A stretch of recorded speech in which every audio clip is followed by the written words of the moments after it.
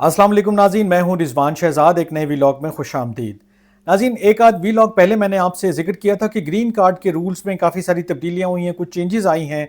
उसमें procedural changes भी बहुत ज़्यादा थी। फॉर्म की जो वेरिएशन है यानी कि जो वर्जन्स हैं वो काफ़ी तब्दील हो चुके हैं। और उसके साथ साथ मैंने आपसे जिक्र किया था कि इसमें फ़ी का भी जो है एलिमेंट वो तब्दील हो चुका है। अब पहले वाली फ़ीस नहीं रही है, काफ़ी सारी फ़ीसेस जो हैं वो रिवाइज हो चुकी हैं और जो नई फ़ीसेस हैं उनका क्या ब्रेक डाउन है, टोटल आपका कितना अमाउंट लग सकता है पॉसिबली अगर आप मुख्तलिफ कैटेगरीज में अप्लाई कर रहे हैं, और इसमें पर कैटेगरी कितनी फ़ीस आ रही है, ये सारी चीज़ें मैं आज के वीलॉग में आपके साथ शेयर कर लेता हूँ।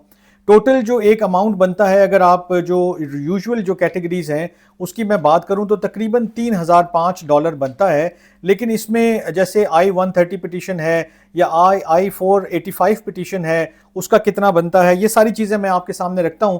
और साथ हम ये भी देखेंगे कि इन पिटीशंस की जो लागत है, जो इसकी फ़ीस है, उसमें कितने फ़ीसद इजाफा हुआ है और ये पहले कितनी थी और अब कितनी हो चुकी है। तो शुरू करते हैं इसके हवाले से। जो सबसे पहली कैटेगरी है वो हमारे पास है फॉर्म I-130 की जो पिटीशन है। ये बेसिकली एलियन रिलेटिव्स के लिए होती है और इसमें जो यूएस सिटीज़न है या जो परमानेंट सिटीज़न है फैमिली मेंबर, वो अप्लाई कर रहा होता है। और जो फीस है इसकी, इसमें दो तरीक़ेकार हैं। एक जो है वो ऑनलाइन तरीके से आप फीस पे कर सकते हैं और दूसरा तरीका है वो पेपर फाइलिंग के ज़रिए आप कर सकते हैं। अगर आप ऑनलाइन फाइल करेंगे तो आपको $50 की बचत हो रही है, क्योंकि इसमें जो ऑनलाइन फ़ी है वो $625 है और ये $535 थी, तो इसमें 17% का इजाफा हुआ है। साथ ही अगर आप इसको पेपर फाइलिंग में लेकर जाते हैं तो यही फ़ीस जो है 625 वाली वो $675 हो जाएगी, यानी कि ऑनलाइन में 625 और पेपर में 675 हो जाएगी। इस तरह इसमें जो है वो तकरीबन 26% जो है वो इजाफा देखने में आ रहा है। अब आ जाते हैं जो फॉर्म I-485 की जो पिटीशन है, कि जो basically application to register permanent residence और स्टेटस ऑफ एडजस्टमेंट वाली जो पिटीशन होती है, जिसको आप जानते हैं उस नाम से।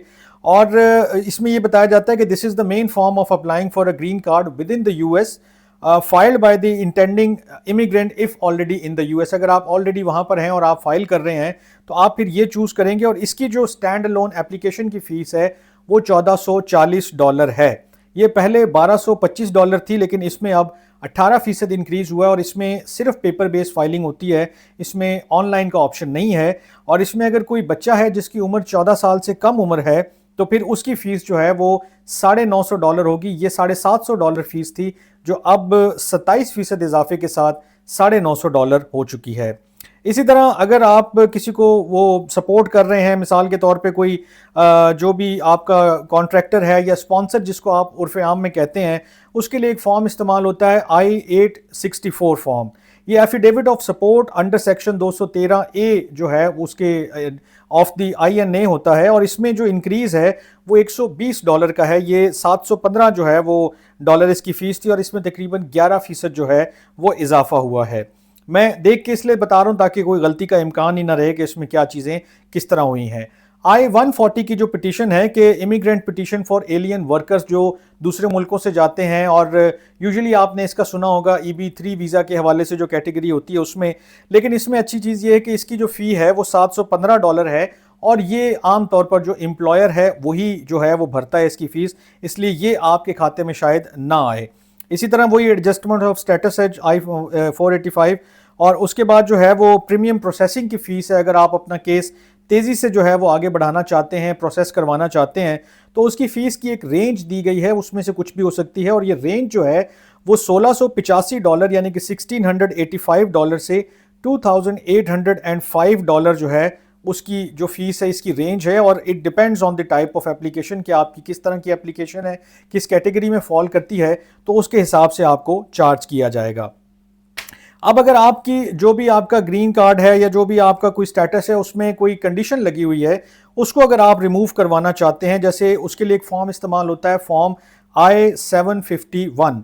ये फॉर्म जो है, this form is for conditional permanent residents who obtained status through marriage and need to remove condition on their residence। कि आपकी शादी हुई और आपको जो कार्ड मिल गया, लेकिन उसके ऊपर कंडीशन ये लगी हुई है कि ये मैरिज बेस्ड जो है वो कार्ड है, उसको जो आप रिमूव करवाना चाहते हैं तो फिर आपको $750 की जो फीस है वो भरनी पड़ेगी। और ये इंक्रीज़ हुई है $680 से, तो इसमें तकरीबन 10% जो है वो इजाफा हुआ है।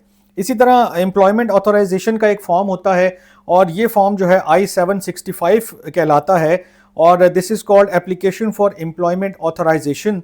और ये आपको लीगली जो काम करने की इजाज़त है वो देता है और जो आपकी ग्रीन कार्ड की एप्लीकेशन जब तक पेंडिंग पड़ी होती है तब आप इसको इस्तेमाल करते हैं।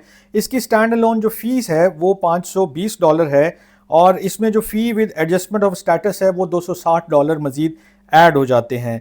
इसी तरह फॉर्म 131 होता है, ये एप्लीकेशन फॉर ट्रैवल डॉक्यूमेंट कहलाता है और ये form allows you to work legally in US while your green card is application is जो है वो पेंडिंग। तो ये इसमें भी वही तकरीबन $630 का खर्चा आएगा, 10% इजाफा है, 575 इसकी पिछली फ़ीस थी। और इसी में जो USCIS की इमिग्रेशन फ़ीस है, इमिग्रेंट के लिए जो फ़ीस है कि paid after the visa approval but before travelling to the US, जो आपने उसको USCIS को भेजनी है वो $235 है अगर आप ओवरसीज़ हैं और अगर आप वहाँ से जो है अपना केस जो है वो प्रोसेस करवा रहे हैं। और application to replace permanent residence card जो है इसके लिए फॉर्म I-90 जो है वो इस्तेमाल होता है और इसकी जो ऑनलाइन फ़ीस है वो $415 है और पेपर फाइलिंग की जो फ़ीस है वो 465 यानी कि $465 जो है वो फ़ीस है। ये कुछ एक ब्रेक डाउन था मुख्तलिफ फ़ीस का और मुख्तलिफ जो चीज़ों का, और ये मैंने आपसे प्रॉमिस किया था कि मैं आपके सामने किसी भी वीलॉग में रखूँगा।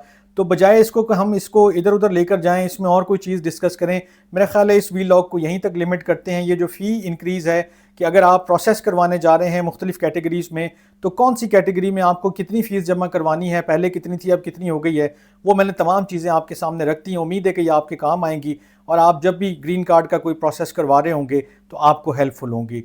मैं इस तरह की मज़ीद चीज़ें लेकर हाजिर होता रहूँगा, तब तक के लिए अपना बहुत ख्याल रखिएगा। अल्लाह निगहबान।